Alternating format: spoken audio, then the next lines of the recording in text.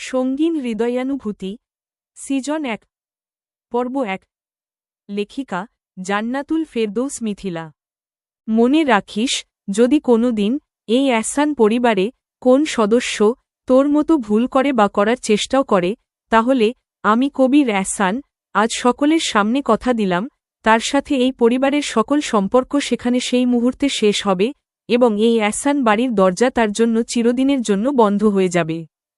আর একটা কথা সবাই কান খুলে শুনে রাখো, এই পরিবারের কেউ যদি ওর সাথে কোন প্রকারের যোগাযোগ করে কিংবা রাখার চেষ্টা করে, তাহলে সে আমার মরা মুখ দেখবে। এটাই আমার কবির এহসানের ওয়াদা। না ভাইজান, আল্লাহর দোহাই লাগে, ও কথা মুখেও এনো না। তোমরা ছাড়া আমার যে আর কেউ নেই, মা বাবার পরে তোমরাই যে আমার সব। আমাকে শেষবারের মতো মাফ করে দাও ভাইজান, মাফ করে দাও। পা ধরে কাঁদতে কাঁদতে বলল, চলে যা এখান থেকে, আর কোনোদিনও এ বাড়ির চৈকাঠ মারাবার দুঃসাহসও করবি না। পা থেকে হাত দুটো ছাড়াতে ছাড়াতে বললেন কবির এহসান। ভাইজান, আমার কথাটা শোনো ভাইজান, ভাইজান, চিৎকার দিয়ে কাঁদতে কাঁদতে বলছিলেন মহিলাটি। চলে যা, চলে যা। হঠাৎ করে ধরফরিয়ে ঘুম থেকে উঠলেন কবির এহসান। উঠেই বুঝতে পারলেন তিনি আবারও সেই দুঃস্বপ্ন দেখেছেন। পাশেই তার স্ত্রী জুবাইদা এহসান এতক্ষণ গভীর ঘুমে থাকলেও হঠাৎ করে স্বামীর এরূপ ধরফরিয়ে ঘুম থেকে উঠে পড়ার কারণে তার ঘুমও এতক্ষণে ছুটে গেছে। হন্তদন্ত হয়ে স্বামীর কাঁধে হাত রেখে প্রশ্ন করলেন জুবাইদা বেগম, কি গো, কি হলো তোমার? শরীর খুব খারাপ লাগছে? আবারও কি তোমার প্যানিক অ্যাটাক হলো নাকি? চিন্তিত ভঙ্গিতে কথাগুলো বলে নিজ স্বামীর বুকে পিঠে হাত দিয়ে মালিশ করতে লাগলেন। ইতোমধ্যে কবির সাহেব ঘেমে নিয়ে একাকার। স্ত্রীর দুশ্চিন্তা দেখে অবশেষে মুখ খুললেন তিনি। এত চিন্তা করো না তো জবা, আমি ঠিক আছি, কিচ্ছু হয়নি আমার, এই বলে স্ত্রীকে আশ্বাস দিতে লাগলেন তিনি। আর পরক্ষণেই মনে মনে ভাবলেন, না জানি আল্লাহ কবে তাকে এই দুঃস্বপ্নগুলো থেকে রেহাই দিবেন, নাকি এই দুঃস্বপ্নগুলো আবারও কিছু অতীতের পুনরাবৃত্তি ঘটানোর অশনি সংকেত বয়ে আনছে। না, আর ভাবতে পারলেন না তিনি। ইতোমধ্যেই বুকের বা পাশটায় কেমন যেন চিনচিনিয়ে উঠছে। তাই নিজেকে একটু ধাতস্থ করে স্ত্রীকে বললেন, এক গ্লাস পানি দাও তো জবা, আর সাথে ড্রয়ার থেকে একটা ট্যাবলেটও দিও। জুবাইদা বেগম শোনার সাথে সাথে পানি এবং ঔষধ এগিয়ে দিলেন এবং চিন্তিত স্বরে জিজ্ঞেস করলেন, ওগো, তোমার কি বুকে ব্যথা করছে? আমি কি রোদকে একটা কল করব? স্ত্রীর মুখে এরূপ কথা শুনে কবির সাহেব তড়িঘড়ি করে বলে উঠলেন, আরে না না, কি করছো কি? ছেলেটা সারাদিন ক্লান্ত থাকে, তাকে এখন আর ডিস্টার্ব করো না। আর তাছাড়া এখন ওই দেশে হয়তো রাত, ও হয়তো এতক্ষণে শুয়েও পড়েছে, কেননা এখন প্রায় ভোর হতে চলল। তার ওপর এখন আমার এই অবস্থা শুনলে ছেলেটা খামোখা টেনশন করবে। তাই ওকে এখন আর কল দিও না। আর এটা ওই আর কি একটু আধটু ব্যথা, যেহেতু ঔষধ খেয়েছি সেরে যাবে আশা করি। তুমি আর চিন্তা করো না তো। স্বামীর মুখে এরূপ কথা শুনেও পুরোপুরি চিন্তামুক্ত হতে পারলেন না জুবাইদা বেগম, কিন্তু এই মুহূর্তে ঠিক কি করবেন তাও বুঝতে পারছেন না, তাই আর তার সাথে তর্কে গেলেন না তিনি। পরমুহূর্তেই ভাবলেন, সকালে উঠে না হয় একবার ছেলের সঙ্গে এ বিষয়ে কথা বলে নিবেন। এসব ভেবেই বিছানায় স্বামীর পাশে শুয়ে তার মাথায় হাত বোলাতে লাগলেন। কবির সাহেব একপলক স্ত্রীর দিকে তাকিয়ে চোখ বন্ধ করলেন। পরমুহূর্তেই স্মৃতির দৃশ্যপটে আজ থেকে ১১ বছর আগের দৃশ্যগুলো ভেসে উঠতে শুরু করল। চলুন আগে সকলের পরিচয় জানা যাক। এহসান ভিলা নামে যেমন সকলের কাছে পরিচিত, ঠিক তেমনি কর্মের দিক থেকেও সমাজে এহসান পরিবারের বেশ আলাদাই একটি সুপরিচিতি আছে। জনাব মোহাম্মদ খায়রুল এহসান তিনিই নির্মাণ করেছেন এই ভিলা। তিনি ছিলেন তৎকালীন সময়ের সুখ্যাতিসম্পন্ন চেয়ারম্যান। সমাজে তার ন্যায় বিচারের জন্য তার বেশ নামডাক ছিল, কিন্তু এক সড়ক দুর্ঘটনায় তিনি মারা যান। তার স্ত্রী ফজিলাতুন্নেসা এহসান, তার সন্তান ৬ জন, ৪ ছেলে ২ মেয়ে। তার বড় ছেলের নাম মোহাম্মদ কবির এহসান, একজন সফল ব্যবসায়ী। তার স্ত্রী জুবাইদা এহসান। এই দম্পতির রয়েছে এক ছেলে এবং এক মেয়ে। ছেলে ইফতিখার এহসান রৌদ্র, মেয়ে তাসনিয়া এহসান রুহি। খায়রুল এহসানের দ্বিতীয় ছেলে মোহাম্মদ সাব্বির এহসান। তিনি ও বড় ভাইয়ের মতো পারিবারিক ব্যবসায় নিয়োজিত আছেন। তার স্ত্রী রাফিয়া এহসান একজন গৃহিণী। এই দম্পতির ও 2 সন্তান, এক ছেলে ও এক মেয়ে। ছেলে ইশতিয়াক এহসান অনিক এবং মেয়ে তাফসিরা এহসান অরিন। খায়রুল এহসানের তৃতীয় সন্তান আমরিন এহসান। চতুর্থ সন্তান জনাব মোহাম্মদ তায়েফ এহসান, একজন পুলিশ কর্মকর্তা, তার স্ত্রী মাইমুনা এহসান। তাদের রয়েছে দুই যমজ মেয়ে, আহিয়া এহসান এবং মাহিয়া এহসান। দুজনেই সবে ইন্টার ফার্স্ট ইয়ারে পড়ে। খায়রুল সাহেবের পঞ্চম সন্তান মোহাম্মদ তাশরিক এহসান। তিনি একজন সরকারি ভার্সিটির প্রফেসর। তার স্ত্রী রাইসা এহসান। তাদের রয়েছে এক ছেলে তাকবীর এহসান পুতুল, সবে ক্লাস 8-এ পড়ে। সবশেষে রয়েছেন মাহমুদা মেহরিন এহসান। তার স্বামী সেনাবাহিনীর ভারপ্রাপ্ত কর্মকর্তা মেজর। তাদের রয়েছে এক ছেলে ও এক মেয়ে, ছেলে রাতুল ও মেয়ে রিমি। এহসান বাড়ির মুখ্যকর্তা জনাব মোহাম্মদ কবির এহসান। তিনি যা বলবেন তাই যেন এ বাড়ির শেষ কথা। অবশ্য এর কারণও আছে বইকি। খায়রুল এহসান সাহেব যখন হঠাৎ সড়ক দুর্ঘটনায় মারা যান, তখন কবির এহসান সবে অনার্স 3য় বর্ষের ছাত্র। বাবা মারা যাবার পর পুরো পরিবারের দায়িত্ব তার কাঁধে চলে আসে। তখন তিনি পরিবারের দায়িত্ব কাঁধে নিতে পড়াশোনা ত্যাগ করে নিজের বাবার রেখে যাওয়া টাকা পয়সা দিয়ে একটা ছোটখাটো ব্যবসা দাঁড় করাই। পরবর্তীতে তার কঠোর পরিশ্রমে আজ সমাজে তিনি একজন বিশিষ্ট সফল ব্যবসায়ী। এত ত্যাগ স্বীকার করার পরও তিনি তার ভাই বোনদের কোন কিছুর কমতি বা কষ্ট দেননি, সকলকে উচ্চশিক্ষায় শিক্ষিত করেছেন। তার এই অবদান যে সকলের অবগত, যার জন্য পরিবারের সকলের শ্রদ্ধার পাত্র তিনি। অতীত অতীত অতীত সবকিছুই ভালো চলছিল। পাড়া প্রতিবেশী থেকে শুরু করে আত্মীয় স্বজন সকলের কাছেই এহসান পরিবার হচ্ছে যৌথ পরিবারের রোল মডেল। কিন্তু হঠাৎ একটা ঝড় চলে আসে এই আদর্শ পরিবারে। বয়ে আনে কিছু দুঃখ, কিছু বিচ্ছিন্ন বেদনা। জনাবা ফজিলাতুন্নেসা এহসান হঠাৎ করেই হার্ট অ্যাটাক করেন এবং কয়েকদিন চিকিৎসাধীন থেকে মারা যান। তারপর থেকে পরিবর্তন হয়েছে অনেক কিছু। বদল হয়েছে কিছু সদস্যদের বৈশিষ্ট্য, বদল হয়েছে এহসান পরিবারের কিছু নিয়ম। তখন কবির সাহেবের বড় ছেলে রৌদ্র সবে ক্লাস 1-এ পড়ে। তারপর কেটে যায় অনেক বছর। নদীর স্রোতের সাথে সময়ও যেন নিজের তালে তাল মিলিয়ে এগিয়ে যেতে থাকে। গ্রীষ্মের এক রৌদ্রময় দিনে দুপুরের কাঠফাটা রোদের প্রখরে শহুরে মানুষদের জীবন যেন অতিষ্ঠ প্রায়, তবুও নিজ নিজ জৈবিক চাহিদায় কত মানুষই যে এই রোদ মাথায় নিয়ে নিজ নিজ কাজের গন্তব্যে যাচ্ছেন। কিন্তু এত সবের মাঝেও আজ এহসান পরিবারের সকলের মাঝে রয়েছে ভিন্ন এক উৎকণ্ঠা। সকল সদস্য গৃহিণীরা বাদে একসঙ্গে বসে আছেন বাড়ির বড় সুসজ্জিত ড্রয়িং রুমে। তার পাশেই রয়েছে বাড়ির ডাইনিং রুম। তার কিছুটা দূরত্বে আছে বড় একটি কিচেন রুম, যেখানে আপাতত বাড়ির গৃহিণীরা বিশেষ কিছু রাঁধতে ব্যস্ত। বলা বাহুল্য, এ বাড়ির কর্তাদের মতোই এ বাড়ির গৃহিণীদের মধ্যে রয়েছে অসম্ভব ভালো বন্ধন। অবশ্য এর মূলে রয়েছে সকলের মন মানসিকতা। জুবাইদা বেগম এবং রাফিয়া বেগম হচ্ছেন বেস্ট ফ্রেন্ড। তাদের বন্ধুত্বের গণ্ডি যে স্কুল পেরিয়ে এখন অবধি। জুবাইদা বেগম এ বাড়িতে বউ হয়ে আসার পর 2 বছরের মধ্যেই সাব্বির সাহেবের জন্য পাত্রী দেখা শুরু হয়। কেননা কবির সাহেব নিজ পরিবারের দায়িত্ব পালন করতে গিয়ে একটু বয়স করেই বিয়ে করেন। যখন সাব্বির সাহেবের জন্য মেয়ে দেখা হচ্ছিল, তখন জুবাইদা বেগমই রাফিয়া বেগমের কথা শ্বশুর শাশুড়িকে বলে এবং তার কথামতো রাফিয়া বেগমকেই সাব্বির এহসানের বউ করে আনা হয়। অবশ্য রাফিয়া বেগমকে অপছন্দ করবার ও কারণ নেই। দুধে আলতা গায়ের রং এবং বড্ড ভালো ও মিশুক প্রকৃতির হওয়ায় সকলের বেশ পছন্দের তিনি। তাদের বিয়ের প্রায় 5 বছর পর এ বাড়ির বউ করে আনা হয় মাইমুনা বেগমকে। তিনিও যেন বোনের মতো যাদের পেয়ে বড্ড খুশি। খুব তাড়াতাড়ি তাদের সাথে বোনের মতো মিলে মিশে চলতে শিখে গেলেন তিনি। তার বেশ 2-3 বছর পর বাড়ির ছোট ছেলে বিয়ে করে আনে রাইসা বেগমকে।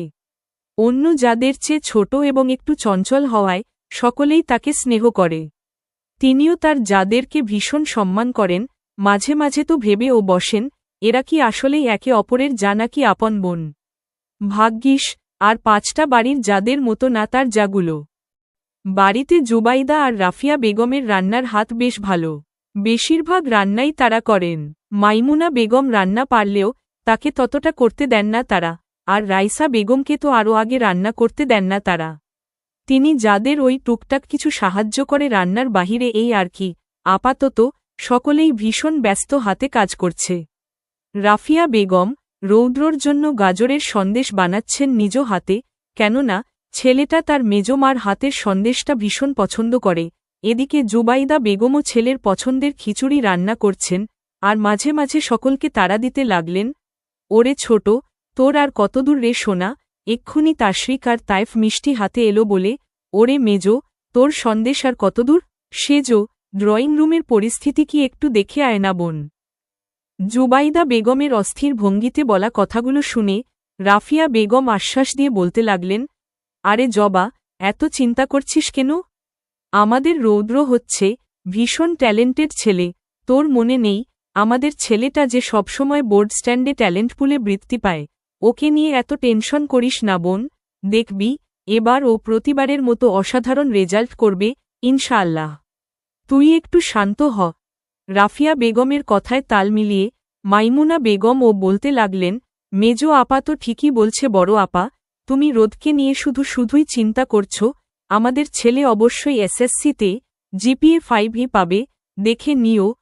ওনাদের কথার মাঝেই রাইসা বেগম চঞ্চল পায়ে এগিয়ে এসে বললেন, বড় বু, মেজো বু, সেজো বু, ওরা এসে গেছে মিষ্টি নিয়ে, আর রোদের রেজাল্টও নাকি বেরিয়েছে, জলদি এসো সকলে ডাকছে। কথাগুলো শোনামাত্রই সকলে এগিয়ে গেলেন ড্রয়িং রুমের দিকে।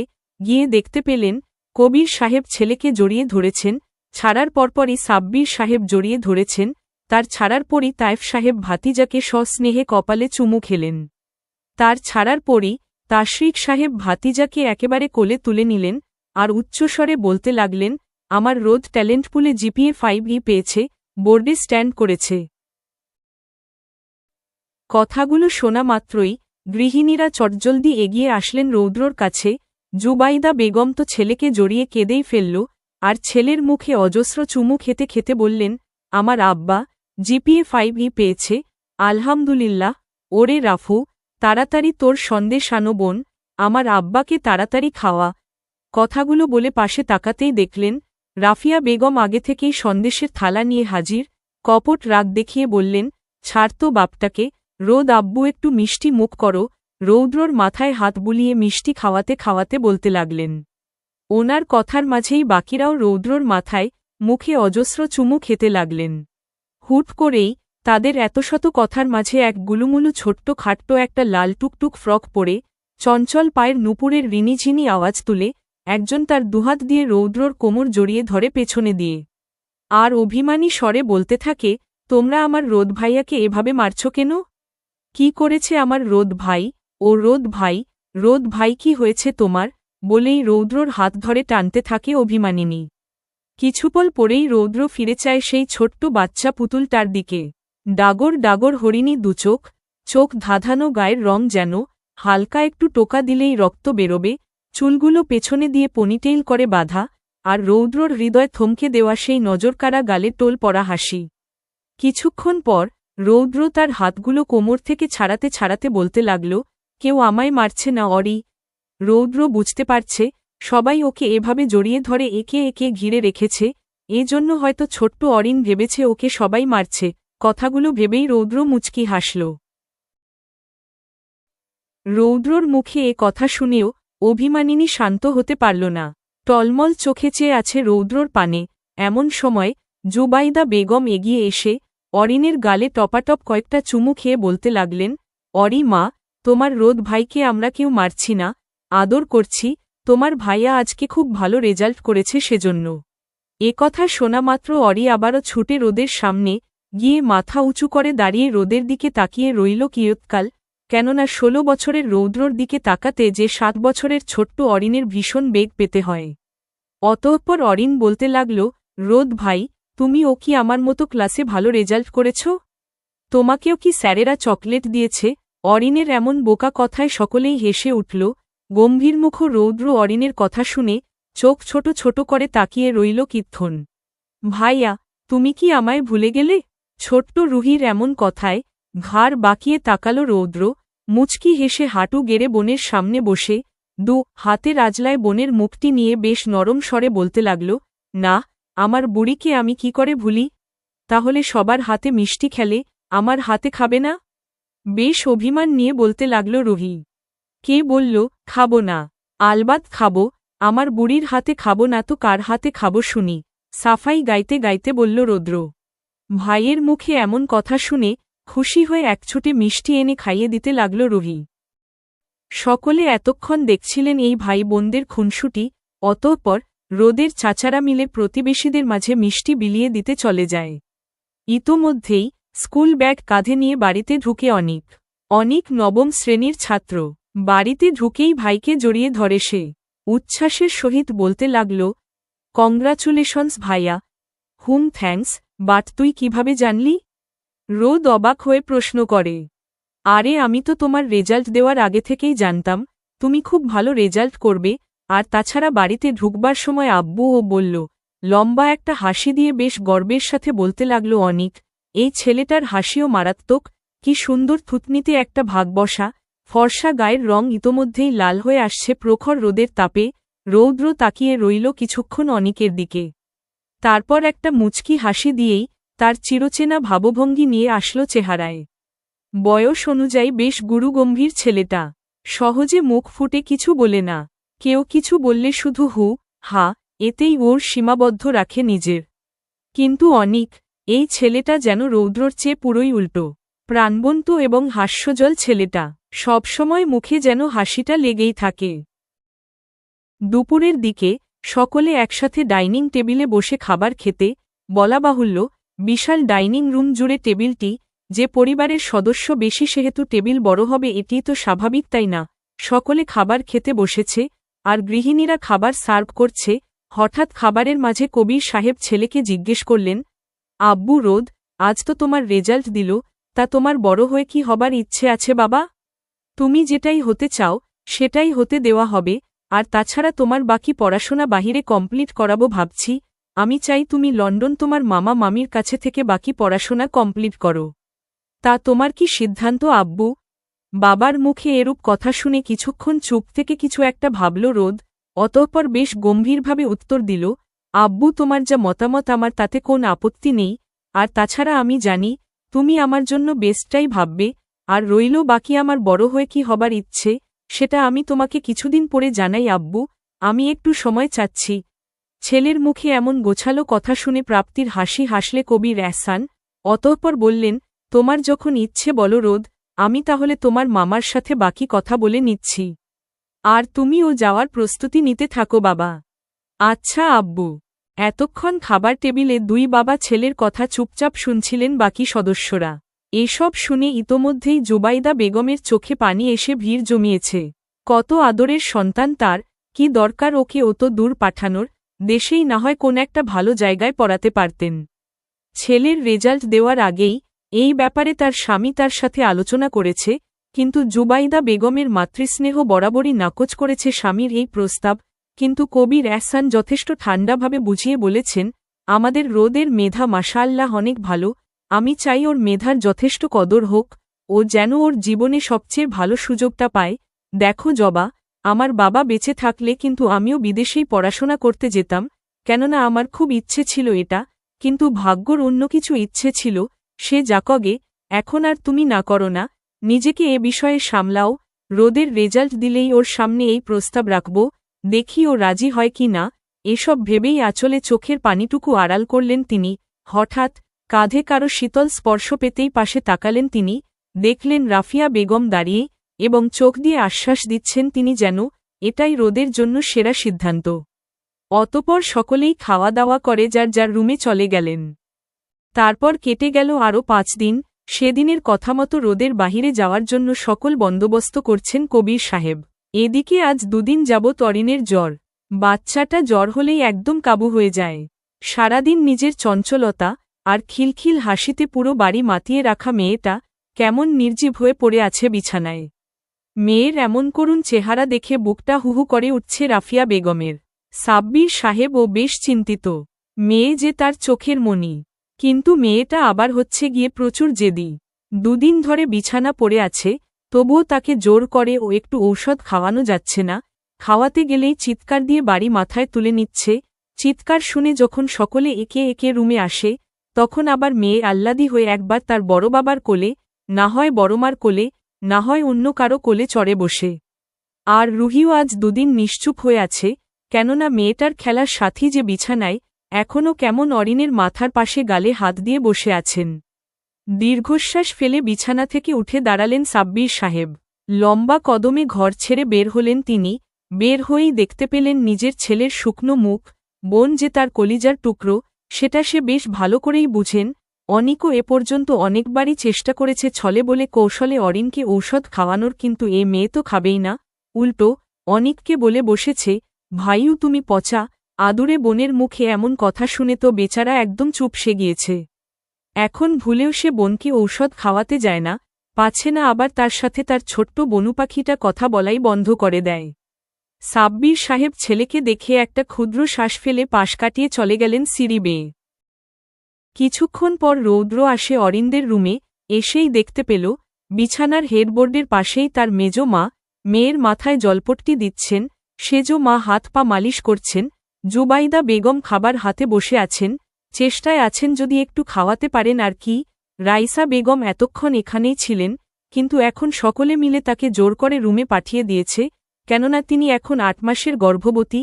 কতক্ষণই বা এখানে বসে থাকবে, তাই রৌদ্র একপল চেয়ে রইল দুরন্ত বাচ্চা মেয়েটার পানে। জ্বরের তোপে চেহারায় রক্তিম আভা ফুটে উঠেছে।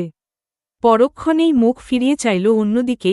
এই পিচ্ছিটাকে এভাবে দেখে কেন যেন ওর খুব কষ্ট হচ্ছে। এতটা খারাপ লাগার তো কিছু নেই, সামান্য জ্বরই তো, এ আর এমন কি।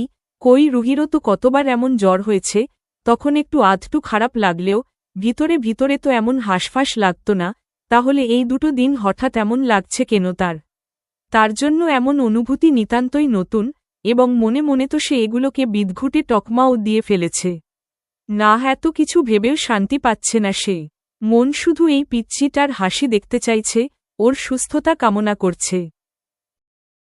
রাফিয়া বেগম চাইলেন একবার বলবেন কিচ্ছু হবে না, তার মেয়ের কাছে থাকবে সে, কিন্তু রৌদ্রর জোরাজোরিতে যেতেই হল তাকে। রাফিয়া বেগম চলে যেতেই রৌদ্র বসল তার জায়গায় আর অরির মাথায় জলপট্টি দিতে লাগল। কিছুক্ষণ পর অরি চোখ পিটপিট করে তাকিয়ে দেখল রৌদ্র তার মাথায় হাত বুলিয়ে দিচ্ছে। তাকে এভাবে তাকিয়ে থাকতে দেখেই রৌদ্র গম্ভীর কণ্ঠে জিজ্ঞেস করল, তাকিয়ে আছিস কেন? আর ঔষধ খাচ্ছিস না কেন তুই? জ্বরে পড়ে থাকতে ভালো লাগছে তোর? এত জ্বালাস কেন তুই? জ্বরের শরীরে এত কথা আদৌ অরি বুঝল কি না কে জানে, শুধু বলল ঔষধ পচা রোদ ভাই। আমার ভালো লাগে না খেতে ওগুলো। ঔষধ পচাই হয়, তাও খেতে হবে সুস্থ হতে চাইলে। তুই কি সুস্থ হবি না? তড়িঘড়ি করে মাথা উপর নিচ ঝাঁকালো অরি, যার মানে সে সুস্থ হতে চায়। রৌদ্র ছোট্ট এক শ্বাস ফেলে অরিকে আস্তে করে উঠিয়ে বিছানার সাথে হেলান দিয়ে বসায়। তারপর পাশে থাকা ফ্রুটস থেকে কিছু ফ্রুটস চাকু দিয়ে কেটে অরির মুখের সামনে ধরে। অরি মাথা ডানে বামে ঘুরায়, মানে সে খেতে চায় না। এ দেখে রৌদ্রর মেজাজ চটে যায়, দাঁত কিরমিরিয়ে বলে ওঠে, এগুলো খাবি নাকি থাপ্পড় খাবি? একটা থাপ্পড় দিয়ে দাঁত সব ভেঙে দিব, তাহলে আর খাওয়ার ঝামেলা থাকবে না। থাপ্পড়ের কথা শুনে অরি চুপচাপ ভালো বাচ্চার মতো হা করে। বাড়িতে কেউ তার গায়ে ফুলের টোকাও দেয় না, কিন্তু তার মা মাঝে মাঝে দু একটা থাপ্পড় দিয়ে বসে বেশি দুষ্টুমি করলে সেজন্যে থাপ্পড়কে বেশ ভালোই ভয় পায় অরি।